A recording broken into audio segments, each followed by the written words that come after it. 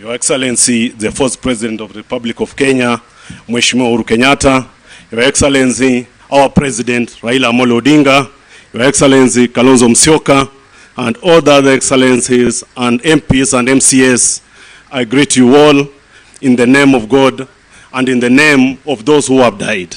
My name is John Mokoya.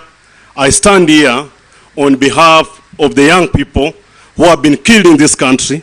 I stand here on behalf of Kalasinga, the one you have seen who was shot just after he said that he was going to demonstrate, because Baba had called for us to go and demonstrate, and he was going to demonstrate because the cost of living was on a high level. I stand here on the behalf of the young youths who are in prison, even as we talk today, who are being jailed, not because that they did any mistake. They are being jailed just because they went outside to demonstrate, they went outside to assemble, and there is something that I read in this country, and I read the Constitution. If I believe in the Constitution, I read somewhere, there's freedom to assemble, there's freedom to picket, there is freedom to actually demonstrate. But these young youths are being held in prison. These young youths are being killed, not because of anything. They are being killed because they asked that the food was high, because they asked that they are sleeping hungry, because they asked that their justice has to be delivered. That is why that William Ruto ensured that his goons, who are the police in name, killed these young youths. That is why we are here. Your Excellencies, I stand here as a leader. I stand here as a young man. I stand here as a young man who has been in this country, who Baba Raila ODINGA, who Mheshimiwa Uhuru Kenyatta, you told us that this country has democracy. But this country today is being led by hypocrisy. There is no democracy, but we are being led by hypocrisy. A president who goes on a vehicle and announces and actually pampers the police for killing the citizens, the same citizens that is leading.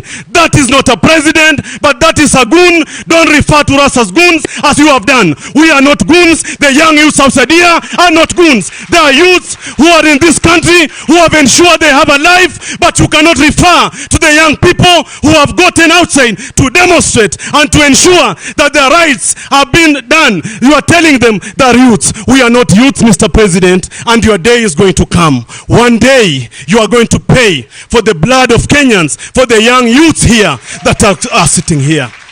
Mr. President, I want to ask you, I've seen a child here who is 7 years or 6 years. You have said that that child is also a goon. Where was that child demonstrating? What are you trying to plant in that child? When that child grows up, he will have scars of actually a tear gas. That child will wake up one day and that child will show the Kenyan people that we tear gassed him when he was young. Mr. President, I want to tell you today, as we stand here, you are going to hand us down, you are going to kill us, the young people, but we are telling you, you are not going to kill the spirit. The spirit that we have is not going to die. We are going to stand with that spirit to ensure that what Baba Raila ODINGA started, what Mheshimiwa Uhuru Kenyatta left, this young youth president, these young youths, Mr. Ruto, they don't need to be killed, they need jobs. Mheshimiwa Uhuru Kenyatta left kazi kwa vijana. Can you give these young people jobs? They are not going to demonstrate. Can you give them jobs? They are going not to demonstrate. Can you ensure that life is cheap? They are not going to demonstrate. On those few remarks, for the young people outside there, for the young people in this country who believe in Raila ODINGA, who believe in Uhuru Kenyatta, I call unto you and I tell you, Baba, we are not ready for negotiation, Baba. Our blood has shed.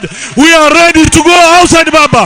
We are ready to go outside, Baba. That they are going to kill us. We are going to be ready to be killed, Baba. Let him kill all of us, but this country must be liberated. Viva young people, viva!